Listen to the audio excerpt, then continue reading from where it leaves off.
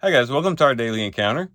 Proverbs chapter 13 and verse 4 says, "The soul of the sluggard craves and gets nothing, but the soul of the diligent is made fat." And the idea here is that the sluggard or the lazy person who doesn't want to work or put forth any effort is going to crave a lot of things, but won't really be able to enjoy those things because they're not willing to lift a hand to make those things happen. But the soul of the diligent is made fat. That is, their life is going to be full because they're willing to work hard and be diligent to acquire the things that they desire. They're not going to just sit back and hope that these things fall in their laps.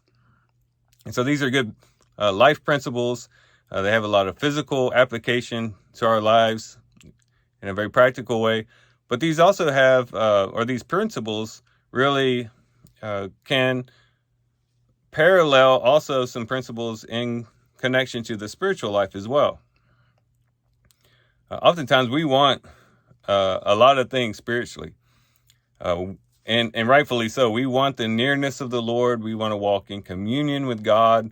We want to walk with His nearness. We want to live with His blessing upon our lives. We want to be able to walk in His joy and in His peace and in His strength. And we want a lot of things spiritually. We desire much when it comes to the spiritual life oftentimes. But the question is, are we willing to put in the effort to facilitate that? And yes, there's a part of that we can't control. Of course, God is not someone that we can control. It's by His grace and mercy that He comes to us and has a relationship with us in a lot of ways. But there is a part of it that falls on us as well, that we put ourselves in a position in which the Lord can enter in and impart these things to us. Revelation chapter 3, Jesus told them at Laodicea, He said, if anyone, I knock, behold, I stand at the door and knock. If anyone opens the door, I will come in and dine with him and he with me. But you got to open that door. And when it comes to the spiritual life, we might desire much, but are we willing to put in the effort to enjoy the presence of God and fellowship with God and communion with God?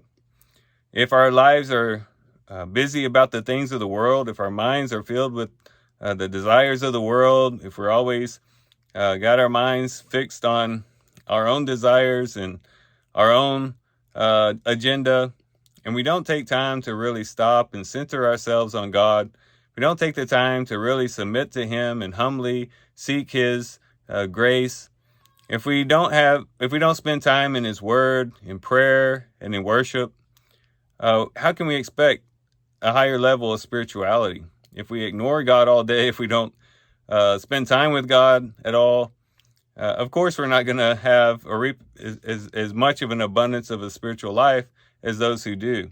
So the question is not so much what do we desire.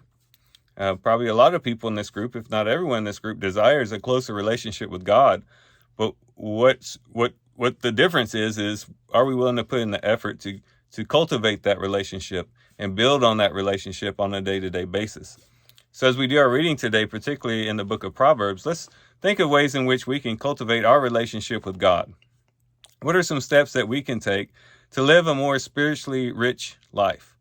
And let's put forth the due diligence to allow that to happen, and so that we can have the life that we all desire, a closer relationship with the Lord. So that, guys, I do thank you for watching the video today. Hope you guys have a great day. Love you guys. God bless.